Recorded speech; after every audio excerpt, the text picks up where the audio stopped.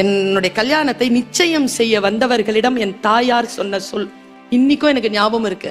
என் புள்ள பொறுமைசாலி, ஆனா அதே சமயத்துல புத்திசாலி. எங்க அம்மா என்னோட பயோடேட்டா கொடுக்குறாங்கங்க. ஒரு பெண்ணை பெற்றவள் பாருங்களேன், 25 வருஷத்துக்கு முன்னால இப்படி கொடுத்துருக்க முடியுமா? சொல்றாங்க, என் மகள் பொறுமைசாலி ஆனால் புத்திசாலி, பாம்பு புத்துல போட்டாலும் வாழ்ந்துட்டு வந்துருவா. அம்மா சொன்ன சர்டிபிகேஷன்ங்க. நான் அப்படியான்னு எனக்கு தெரியாது, ஆனால் என் அம்மா அப்படி நம்பினார் என்னை. பாருங்க, எப்படி எப்படி நம் வாழ்க்கையை நாம் கவலைகள் இல்லாமல் எப்படி வாழ்வது என்பதனை புத்தகங்களின் மூலமாகவும் அனுபவத்தின் மூலமாகவும் நான் தெரிந்ததை உங்களிடத்தில் கடத்தி விட்டு போகிறேன். பெரிய மழை, காட்டாறு ஓடுகிறது, எதிர்பார்க்கல எந்த உயிரினமும். அதுல ஒரு தேள் அடிச்சுக்கிட்டு வருது ஆத்துல, பாறையில பட்டு தெரிச்சு அப்படி நிக்குது, உயிர் போகல. பக்கத்துல பாக்குது, அங்க ஒரு தவளை உட்காந்துட்டு. தவளைக்கு நீந்தவும் தெரியும், நடக்கவும் தெரியும். அது எங்கேயும் இருக்கும். நாம தான் அந்த தவளை. வெள்ளம் வந்தா என்ன, எது வந்தா என்ன, உயிரோட இருக்கிறோம்ல, சூப்பர் அப்படின்னு நினைக்கிற ஒரு தவளை. அது உட்காந்துட்டு இருக்கும் போது தேள் சொல்லுது, மிஸ்டர் தவளை ஆர் மிஸ் தவளை, என்னை இந்த ஆத்த மட்டும் கடந்து விட்டுரு, இந்த தண்ணி போக்கு எனக்கு ரொம்ப கஷ்டமா இருக்கு. நாமெல்லாம் தவளை, புத்திசாலி தவளை தானே. நாம சொன்னோம், போ, நீ தேளு, நீ கொட்டிட்டனா நான் மாட்டேன். தேள் பாருங்க எப்படி கன்வின்ஸ் பண்ணுச்சு தவளைய. நாமெல்லாம் எவ்வளவு சீக்கிரம் கன்வின்ஸ் ஆகிற ஆளுங்கிறதுக்காக சொல்றேன்.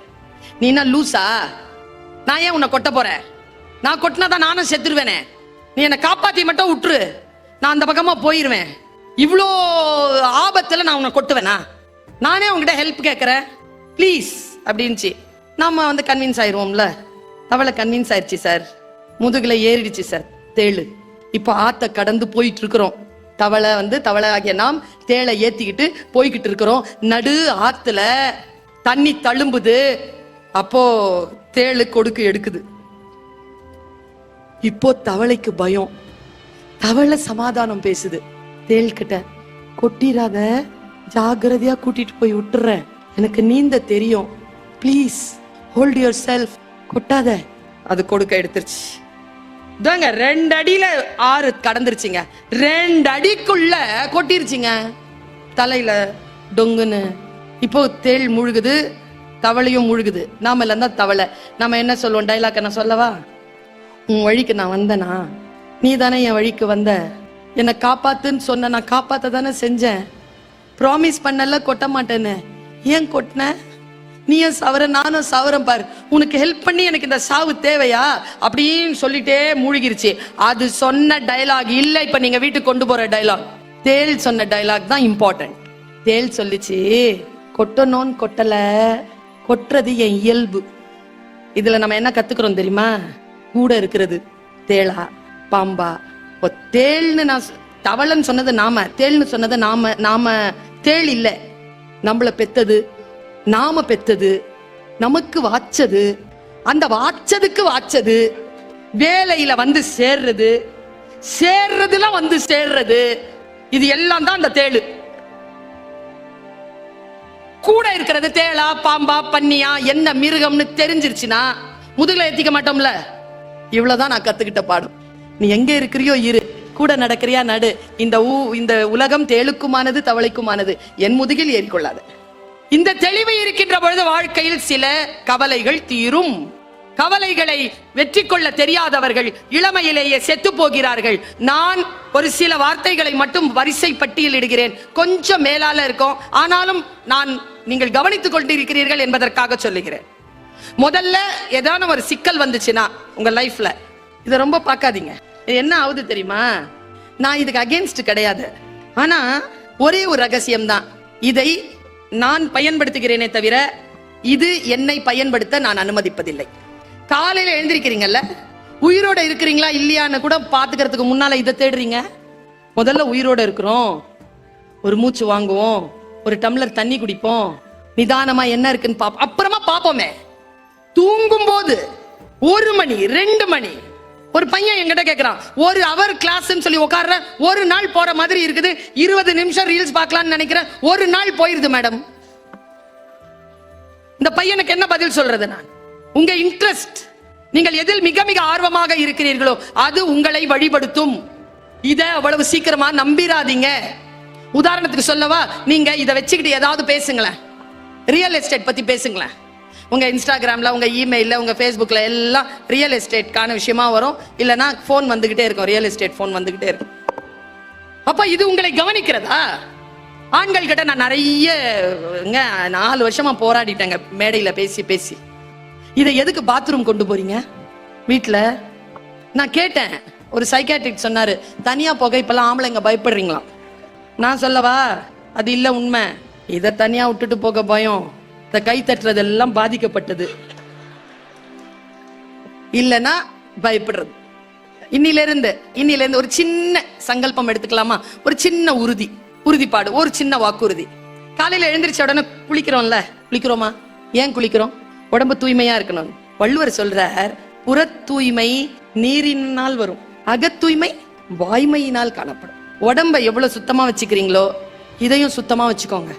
இப்போ நீ படிக்கும் புத்தகத்தை பற்றி சொல், நான் உன்னை பற்றி சொல்கிறேன். நீ பார்க்கும் படத்தை பற்றி சொல், நான் உன் கூகுள் ஹிஸ்டரியை சொல், நான் உன்னை பற்றி சொல்கிறேன். நீ என்ன கூகுள் ஹிஸ்டரி வச்சிரு. இன்னொரு விஷயம் சொல்லவா, சொல்லக்கூடாது, நல்ல மங்களகரமான விஷயம். செத்துட்டோன்னு வச்சுக்கோங்களேன், ஃபர்ஸ்ட் இதை தான் தேடுவானுங்க. இதை கொஞ்சம் சுத்தமா வச்சுக்கலாமா? இன்னில இருந்து கிளீன் பண்ணுங்க. பாஸ்வேர்டு இருக்குல்ல, அது மனைவிக்கு தெரியற மாதிரி வைங்க, மனைவிமார்கள் கணவனுக்கு தெரியற மாதிரி வைங்க. குழந்தைகள் போனை ஓப்பனா வைக்கிற அளவுக்கு மன சுத்தமாகவும். இதுல வாழ்க்கையில் 2 விஷயம் தாங்க முக்கியம். அந்த தாய் மாதிரிங்க நான் சொல்லிட்டு போறேங்க, 2 விஷயத்துல சூப்பரா இருங்க. 1 மெடிக்கலா ஃபிட்டா இருக்கணுங்க. 2 சட்டத்துல ரீதியில ஃபிட்டா இருக்கணுங்க. லீகலா ஃபிட்டா இருக்கணும். லீகலா எங்கேயும் போய் சிக்கிக்க கூடாது. தாய் தகப்பன்மார்கள் இருக்கிறீங்கல்ல, நம்ம குழந்தைகளுக்கு நாம கொடுக்கிற அற்புதமான கிஃப்ட் என்ன தெரியுமா? தாயும் தகப்பனும் சேர்ந்து இருப்பதுதான். அதை விட பெரிய கிஃப்ட் குழந்தைகளுக்கு கொடுக்கவே முடியாது. அதை விட பெரிய கிஃப்ட் என்ன தெரியுமா? 2 உயிரோட இருக்கிறது. அதை விட பெரிய கிஃப்ட் என்ன தெரியுமா? கடன் வாங்காம இருக்கிறது. அம்மா அப்பா கடன் வாங்காம இருக்கு. இந்த கிஃப்ட நாம அவங்களுக்கு கொடுக்கணும். இது நமக்கு புரியணுமே. வாழ்க்கை எப்படி சுத்தமாக வைத்திருப்பது? நான் இப்படி சொல்கிறேன், பிரச்சனை என்னன்னு பாருங்க. முதல்ல பிரச்சனைகளுக்கான காரணம் என்னன்னு பாருங்க. 2 அந்த பிரச்சனைகளை தீர்ப்பதற்கான சாத்தியமான கூறுகள் என்னன்னு பாருங்க. பாசிபிலிட்டிஸ் என்னன்னு பாருங்க. அந்த பாசிபிலிட்டிஸ்க்கு தீர்வுக்கு உங்களுடைய ரெக்கமெண்டேஷன் என்னன்னு பாருங்க. இந்த 5 விஷயத்தையும் பார்த்துட்டீங்கன்னா பிரச்சனையை சால்வ் பண்ணிடலாம். எதன் அடிப்படையில் அந்த பிரச்சனை நீங்க முடிவு பண்றீங்கிறத கொஞ்சம் யோசிங்க. ஏனென்றால் பல நேரங்களில் அந்த கெப்பாசிட்டி இல்லாமலேயே பிரச்சனை இல்லாததெல்லாம் பிரச்சனை பண்ணிடுறோம். என் குடும்பத்துல எனக்கு 2 சித்தப்பா, ஒரு பெரியப்பா, ஒரு அத்தை, இன்னொரு சித்தப்பா, ஒண்ணு விட்டு சித்தப்பா. வீட்டுக்கு வந்த உடனே எல்லாரையும் நிக்க வச்சு எங்க அம்மா அறிவுரை சொல்லுவாங்க. சொன்னா கேட்க மாட்டேங்குது, கொஞ்சம் புத்திமதி சொல்லிட்டு போங்க. இதுல என்னன்னா மாசம் வந்துருவாங்க எங்க வீட்டுக்கு. இவங்க 5 பேரும் டிஃபன் காஃபி எல்லாம் சாப்பிட்டுட்டு அப்படின்ட்டு அறிவுரை சொல்வாங்க. 45 மினிட்ஸ். எனக்கு ஒரு அண்ணன், ஒரு அக்கா, ஒரு தம்பி, ஒரு தங்கச்சி. நாங்க 5 பேரும் நிப்போம். எங்க அம்மா என்ன காட்டி தான் சொல்லும், இதுக்கு சொல்லுங்க, அடங்க மாட்டேங்க, இதுக்கு சொல்லுங்க, இதுக்கு அறிவுரை சொல்லுங்க. அதுல அத்தனை பேரும் அறிவுரை சொல்லுவாங்க. நான் கேட்டுக்குவேன். என்ன கொடுமைனா, அதுல ஒரு சித்தப்பாக்கு அறிவுரை சொல்லவே தெரியாது. அது கூட வழி இல்லை, அவருக்கு அறிவுரை சொல்ல தெரியாதுன்னு அவருக்கு தெரியாது. இந்த பிரச்சனைக்கு இதுதான் தீர்வுன்னு நாம முடிவெடுப்போம். ஆனா அதுதான் தீர்வுன்னு நமக்கு புத்தி இருக்காது, அதை எடுத்துருவோம். முக்கியமா சித்தப்பா பெரியப்பான்னு இருக்கிறீங்கல்ல, உங்க அண்ணன் பையனோ தம்பி பையனோ பொண்ணோ வாழ்க்கையில வெற்றி பெறுவதற்கான ஆலோசனைகளை உங்களிடத்தில் கேட்கின்ற பொழுது தயவு செய்து 2-3 நாள் தள்ளி போடுங்க. அதை பற்றி தெரிந்து கொண்டு அவர்களுக்கு அறிவுரை சொல்லுங்க. எடுத்த வாக்கில சொல்லி விட்டுறாதீங்க. சிலது மீன், சிலது மானு காட்டுல ஓடும், மீன் தண்ணியில நீந்தும். நீங்க மீனை பிடிச்சி காட்டுல விட்டுறீங்க, மானை பிடிச்சி கடல்ல விட்டுறீங்க. ஏன்னா பிரச்சனைக்கான தீர்வு என்னன்றது புரியாது. ரொம்ப தெளிவா சொல்லவா, இத ரொம்ப நேரம் பாத்தீங்கன்னா பிரச்சனைக்கான தீர்வு இல்ல, பிரச்சனையே என்னன்னே தெரியாது. இன்னைக்கு காலையில செய்தி பார்த்தோமா இல்லையா? காஞ்சிபுரத்துக்கு பக்கத்துல டீசல் லாரி கவுந்துருச்சு. எல்லாம் அந்த டீசலை புடிச்சிட்டு போறாங்க. அது எவ்வளவு அபாயம்! உயிரை விட முக்கியமா? அது போடுறதுக்கு வெஹிக்கிள் இருக்கா உங்ககிட்ட? எதனாலும் பிடிச்சிக்கணும், எதனாலும். எங்க சீற்றம்ங்க, கடல் சீற்றம்ங்க. சென்னையில ரெட் அலர்ட் போட்டாங்க. இன்னைக்கு புயல் வரதாமா அப்படின்ட்டு ஒரு 50 நின்னு வேடிக்கை பார்க்குது. கிட்ட போய் என்ன பண்ணுவீங்க? ஏன் அவர்கள் பார்க்கிறார்கள்? ஏன் அவர்கள் பிடிக்கிறார்கள்? நான் சொல்லட்டுமா? ஏன்னு சொல்லட்டுமா? ஒரு புத்தகம் வாசிப்பதற்கான பழக்கம் இருந்தால் யாரும் இப்படி பின்னால் ஓடவே மாட்டோம். தெரியுமா உங்களுக்கு? நிதானமாக ஒரு புத்தகத்தை வாசிக்க தெரிந்தவர்கள் அறியாமையிலும் மனதை உடலை காயப்படுத்துகின்ற எந்த விஷயத்திலும் நாம் ஈடுபடுவதே இல்லை. தெரியுமா? கவிதை புரிந்தவர்கள் மட்டும் சொல்கிறேன் நான். விழிப்பற்ற வேலைகளை செய்வதே இல்லை. கவிதை புரிகின்றவர். கவிதை புரிஞ்சிருச்சுன்னா போதுங்க. நான் சொல்றது ரொம்ப மிகையா தெரியும் இல்ல. நான் சாதாரணமா சொல்றேன், இந்த கவிதை உங்களுக்கு புரியுதா பாருங்க. திருக்குறள்ல ஒரு குறள் படிக்கிறேங்க, நிலம் நகருதுங்க. புரிஞ்சுக்கிட்டேனா? செய்யத்தக்க அல்ல செய்யக்கெடும், செய்யத்தக்க செய்யாமையாலும் கெடும். புரிஞ்சிருச்சுன்னா இங்க வெடிக்குதுங்க. அதனால்தான் அவை சொன்னால், அணுவை துளைத்து 7 கடலை புகட்டி குறுக தரித்தது குறள். புரியணுமே. செய்யத்தக்க அல்ல செய்யக்கெடும், எது செய்யக்கூடாதோ அதை செஞ்சுட்டா கெட்டுறோம்பா. செய்யத்தக்க செய்யாமையாலும் கெடும், எதெல்லாம் செய்யணுமோ அதை செய்யவில்லை என்றாலும் வாழ்க்கை கெட்டு போயிரும்பா. இதை சொல்கிறது குறள். நான் இப்படி சொல்றேங்க. ஒரு மாதத்திற்கு முன்னால் சென்ற 6ஆம் தேதி அக்டோபர் 6 கனடா நாட்டுக்கு போயிருந்தேன். அந்த இடத்துல புத்தகம் வாசிக்கல. நீங்க எல்லாம் உட்கார்ந்து கேக்குறீங்கல்ல, நான் ஒரு 10-15 வருஷம் வாசிச்ச அனுபவத்தை இந்த 1 மணி நேரத்துல டிட்பிட்ஸா சொல்லி இருக்கேன்ல. நான் வாசித்தது தானே சொல்லி இருக்கிறேன். திருக்குறளில் கவர்னன்ஸ் டொரண்டோ தமிழ் மன்றம் நடந்தது. உலகத்துல இருந்து எல்லா பகுதிகளில் வந்தாங்க. இந்தியாவில இருந்து நான் போறேன். ப்ரோக்ராம் முடிஞ்சது. சாப்பாடு டேபிள்ல உட்கார்ந்துருக்கோம். இதே அனுபவம் சாப்பாடு டேபிள்ல எனக்கு 2-3 தடவை நடந்திருக்கு. முன்னால உட்கார்ந்து சாப்பிடுறவங்க இருக்காங்கல்ல, அவங்க போற போக்கில் ஏதோ ஒரு சொல்லுவாங்க. போற போக்கில் சொன்னேன். டொரண்டோல இல்ல, அமெரிக்காவில் ஒருத்தர் சொன்னார். 65 வயசு அவர் சொன்னார், பர்வீன், நீ சந்திக்கிற மனிதர்களிடத்தில் இதை போய் சொல்லுங்கண்ணா. இந்த உலகத்தில் எதை தொட்டாலும் அதற்கென்று ஒரு விலை இருக்கிறது என்று போய் சொல். எல்லா விலையும் பணத்தோடு தொடர்புடையது அல்ல என்றும் போய் சொல். குழந்தை பெற்றுக் கொள்ள வேண்டுமா, அதற்கு ஒரு விலை. திருமணம் செய்து கொள்ள வேண்டுமா, அதற்கு ஒரு விலை. படிக்க வேண்டுமா, அதற்கு விலை. அதிகாரிகளாக வந்து உட்கார வேண்டுமா, அதற்கு ஒரு விலை. பேச்சாளராக வர வேண்டுமா, அதற்கு ஒரு விலை. உட்கார்ந்து கேட்க வேண்டுமா, அதற்கு ஒரு விலை. விலை கொடுக்காமல் இந்த உலகத்தில் எதுவும் கிடையாது, எதுவும் கிடையாது. வாடகை வீடா விலை, சொந்த வீடா விலை. ஃப்ரிட்ஜ்ல திறந்த உடனே குளிர் தண்ணீர் வேண்டுமா, விலை. வெறும் விலை, வெறும் பொருளால் வராது. You have to give your time, your energy. இது எல்லாம் தான். அடுத்தது சொன்னார், அடுத்தவர்களுக்கு என்ன செய்யணும்னு போட்டுட்டு இருக்கோமே, உனக்கு நீயே என்ன திட்டம் வைத்திருக்கிறாய் என்று ஒவ்வொரு இடத்திலும் கேள் பருவீன் என்றார் அவர். உங்களுக்கு என்று என்ன திட்டம் வைத்திருக்கிறீர்கள் ஐயா? 60 வயது, இன்னும் 30 ஆண்டுகள் வாழ்வதற்கான உடல் இருக்கிறது. என்ன திட்டம் வைத்திருக்கிறீர்கள் வாழ்வதற்கு? வாழ்க்கை 60 வயதில் முடிந்து போகுமா, 65 வயதில் முடிந்து போகுமா? கிடையாது. வாழ்க்கை வாழ்வதற்கான ஒவ்வொரு வினாடிகளிலும் நமக்கு திட்டம் இருக்க வேண்டும் என்கின்ற ஒரு அற்புதமான செய்தியை நான் ஃபுட் டேபிள்ல எடுக்கிறேன். என்னோடு பேசுற ஒரு ஃபுட் டேபிள்ல எடுக்கிறேன். நான் நல்லா தெரிஞ்சுக்கோங்க. எங்கே போக வேண்டும் என்பதனை முடிவு செய்யுங்கள், எங்கே இருக்க வேண்டும் என்பதனை முடிவு செய்யுங்கள். ஏனென்றால் அந்த இடத்தில் அந்த விஷயங்கள் உங்களை வந்து சேரும். என்னுடைய பிரெஃபரன்ஸ் என்ன தெரியுமா? நல்ல விஷயங்களை கேட்பது. நல்ல விஷயங்களை கேட்பது என்னுடைய பிரெஃபரன்ஸ். நல்ல விஷயங்களை படிப்பது என் பிரெஃபரன்ஸ். படித்து இது சரியில்லை என்பதற்காக அந்த புத்தகத்தை தவிர்ப்பது என்னுடைய பிரெஃபரன்ஸ். சாலையை கிடக்கின்ற பொழுது தாயின் கையை குழந்தை பிடித்துக் கொள்வது போல் நான் புத்தகங்களின் கரங்களை எப்பொழுதும் பிடித்துக் கொண்டே இருக்கிறேன். என்னை ஆபத்து இல்லாமல் அவை சாலைகளை கடக்க வைக்கின்றன. ஒருவரிடத்தில் எப்படி பேச வேண்டும், எப்படி பேசக்கூடாது. பணிவு என்பது ஆயுதம் என்று என் புத்தகம் சொல்லிக் கொடுத்தது எனக்கு. எத்தனை பேருக்கு தெரியும் இது? நான் வந்த அந்த விஷயத்தை அப்படியே நிறுத்துறேன். இந்த டொரண்டோல நடந்த விஷயத்தை நிறுத்திட்டு நான் இதை சொல்றேன். பணிவு என்பது ஆயுதம். சின்ன குழந்தைகள் இருக்கிறீங்களே, ஸ்கூல்ல லெட்டர் எழுதுறீங்களாப்பா? லீவ் லெட்டர் எழுதுறீங்களாப்பா? மனப்பாடமா தெரியுமே நமக்கு தான் லெட்டர். சொல்லுங்க, என்ன letter sir? As I am suffering from my brother's marriage, I want you to leave the college for 2 days. ஏதாவது எழுதிரணும். சரி, எழுதிட்டு நீங்க அமைதியா இருங்க, என் தலைமுறை அமைதியா இருங்க. இந்த சின்ன குழந்தைகள் கிட்ட கேட்கிறேன், கீழே என்னப்பா எழுதுவா? Yours truly. நாம என்ன சார் எழுதுவோம்? போயிடுச்சு சார். எவ்வளோ எழுதுறது இல்ல, யுவர்ஸ் ஒபீடியன்ட்லி. ஏன்னா ஈ முன்னால வருமா, ஐ முன்னால வருமானு பிரச்சனை. எழுதுறதே இல்ல சார். Truly, faithfully, sincerely. அத டபுள் எல் வருமா, ஒரு எல் வருமான்னு தான் பிரச்சனை. பணிவு என்பது ஆயுதம் தெரியுமா? சில விஷயங்களுக்கு பணிந்து கொள்ள வேண்டும். கொரோனா வந்தது, பணிந்து கொண்டோமா இல்லையா? பணிந்து கொண்டவர்கள் உயிரோடு இருக்கிறோம். பயந்து கொண்டவர்கள் பணிவோடு இருக்கிறோம், உயிரோடு இருக்கிறோம். சில விஷயங்கள் எதிர்க்கத்தக்கன, சில விஷயங்கள் பணியத்தக்கன. பணிவு என்பதும் ஒரு ஆயுதம் தான் என்று இந்த தலைமுறைக்கு நாம் சொல்லித்தர வேண்டும் என்று புத்தகம் எனக்கு சொல்லித் தருகிறது. டீச்சர்ஸ் எல்லாம் பகைக்க கூடாது தெரியுமா? போலீஸ்காரங்களையும் பகைக்க கூடாது, வக்கீல்களை பகைக்க கூடாது, டாக்டர்ஸ பகைக்க கூடாது. ஏன் பகைக்க கூடாது? பிளக்க பிடுங்கி விட்டுருவாங்க. பயந்து இருக்கணும். எனக்கு அவ்வளவு கோபம் இருந்தது என் டீச்சருக்கு முன்னால. பகைக்கவே இல்லையே. அவங்க ரிட்டையர் ஆகிறதுக்குள்ள அந்த ஸ்கூலுக்கு சீஃப் கெஸ்டா போயிட்டு வந்துட்டேன். நீங்கள் உயர்ந்தவர்கள்னு காட்டிடணும், பணிவா இருக்கணும். அரச குணம் தெரியுமா பணிவு என்பது? இந்த குழந்தைகளுக்கு நாம் சொல்லித் தரவே இல்லை. வானவியல் நிபுணர் ஒருவர் உட்கார்ந்துட்டு எனக்கு சொல்லித் தருகிறார். மா, வானத்துல பிரபஞ்சம் பெருசுமா, வானம் ரொம்ப பெருசு, உலகம் ரொம்ப சின்னதுமா. அவர் இப்படிதான் காட்டினார் உலகத்தை. உலகம் ரொம்ப சின்னதுமா, வானம் ரொம்ப பெருசு. நாங்க அந்த வானத்துல டெலிஸ்கோப் வச்சு அந்த நடவடிக்கைகளை ஆராயும் பொழுது 1 இன்ச்சு இடத்தை எனக்கு கொடுத்தாங்க. 1 இன்ச்சுன்றது ஒரு 1000 கிலோமீட்டர் இருக்கும். நாங்க ஆராய்ந்து நான் கண்டுபிடிச்ச ஒரு சயின்டிபிக்கான விஷயத்த உனக்கு சொல்றேன். நீ லிட்டரியா அதை மாத்தி மக்களுக்கு சொல்றியா? சொல்றேன் சார். சொல்லுங்க சார். வானத்துல நிறைய நட்சத்திரங்கள் இருக்குமா. நடுவுல கருப்பா ஒரு இடம் இருக்கும். அதுக்கு பிளாக் ஹோல்னு பேரு. Black hole. வானத்துல சில நடவடிக்கைகள் வரும். அப்போ நட்சத்திரங்கள் அந்த பிளாக் ஹோல்குள்ள போயிடும். பிளாக் ஹோல்குள்ள போயிடுச்சுன்னா அது வெளியில வராது. ஏன்னா பிளாக் ஹோல் கிட்ட இருந்து வெளியில எடுக்கிறதுக்கான ஆயுதமோ பயிற்சியோ வானவெளியில யாருக்குமே இல்ல. நான் அதை பார்த்து கொண்டே இருந்தேன். சில கற்கள் பிளாக் ஹோல்ல போயிடுச்சு.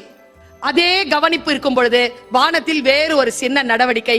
அந்த நடவடிக்கைகள் உருண்டு சில நட்சத்திரங்கள் வந்தன. அந்த நட்சத்திரங்கள் அந்த இடத்தில் ஒரு சிறிய அதிர்வை கொடுத்தன. அந்த அதிர்வு கொடுத்தவுடன் பிளாக் ஹோலுக்குள் சென்ற சில நட்சத்திர கற்கள் வெளியேறின. சொல்லிட்டு சொன்னார், ஒரு இருட்டு பள்ளத்திற்கு நட்சத்திரங்களை உள்ளிழுக்கக்கூடிய முரண் சக்தி இருக்கிறது என்றால், இருட்டு பள்ளத்திற்குள் சென்றுவிட்ட நட்சத்திரங்களை மீண்டும் வெளியில் கொண்டு வருவதற்கான ஆற்றல் சில நட்சத்திரங்களுக்கு உண்டு என்பதனை அந்த மக்களுக்கு போய் சொல். அந்த நட்சத்திரங்கள் தான் புத்தகங்கள். உன்னை இருட்டு பள்ளத்தில் இருந்து வெளியில் கொண்டு வரும் ஆதிமரம் அது. அந்த ஆதிமரத்தில் தான் வேர்களாக அந்த ஆதிமரம் நின்று நமக்கு காய் தருகிறது, கனி தருகிறது, நிழல் தருகிறது. இந்த இயற்கையை காப்பாற்றி உயிர் தன்மையை நமக்கு மேம்படுத்தி கொண்டிருக்கக்கூடிய ஆதிமரம் புத்தகங்கள். ஒரு சிறிய புத்தகத்துக்கு ஏனென்றால் ஏதோ அதை வாசிக்கின்றவர்கள் இருட்டு பள்ளத்திற்குள் போன நட்சத்திரங்களாக இருந்து அவர்கள் வெளியேற்றி விட்டார். ஆகாய வாசம் என்று வேறு பெயர் வைத்திருக்கிறார். வாசித்துதான் பார்ப்போமே. நான் ஒரு விஷயத்தை சொல்லவா? நாம் எல்லோரும் வேட்டைக்காரர்கள் தான். நாம் எல்லோரும் வேட்டைக்காரர்கள் தான். யாரும் இந்த உலகத்தை மேம்படுத்த வேண்டும் என்பதற்காக எல்லாவற்றையும் துறந்தவர்கள் இங்க யாரும் கிடையாது. எவ்வளவு முடிகிறதோ அந்த அளவிற்கு வேட்டையாடி செல்கிறோம். நம் வாழ்க்கையை வளப்படுத்திக் கொள்கிறோம், நம் வீட்டை வளப்படுத்திக் கொள்கிறோம், நம் உறவுகளை வளப்படுத்துகிறோம், நம் நாட்டை வளப்படுத்துகிறோம். பாருங்க, ஒரு காட்சியை மட்டும் சொல்லி நான் நிறைவு செய்கிறேன். ஒரு காட்சி என் வாழ்க்கையை அதிர வைத்த காட்சி. இந்த புத்தகங்களை காப்பாற்றிக் கொள்ளுங்கள் பெருமக்களே. ஒவ்வொரு புக்கும் ஒரு வாழ்க்கையை காவு கேட்குதுன்னு சொன்னாங்க யாரோ. நான் பதிப்பகம் நடத்தியவள், எனக்கு தெரியும். ஒவ்வொரு பதிப்பாளருக்குமான வேதனை அது எழுத்தாளருக்கான வேதனை அல்ல. ஒவ்வொரு பதிப்பாளருக்கும் ஒரு வாழ்க்கை மிகப்பெரிய காவு கொடுத்தால் ஒழிய அவர்கள் ஒரு புத்தகத்தை பதிப்பகத்திலிருந்து வெளியில் கொண்டு வர முடியாது. இன்றிலிருந்து ஒன்றை மட்டும் நாடியில் பிடித்து செல்லுங்கள். இலவசமாக எந்த புத்தகத்தையும் வாங்காதீர்கள்.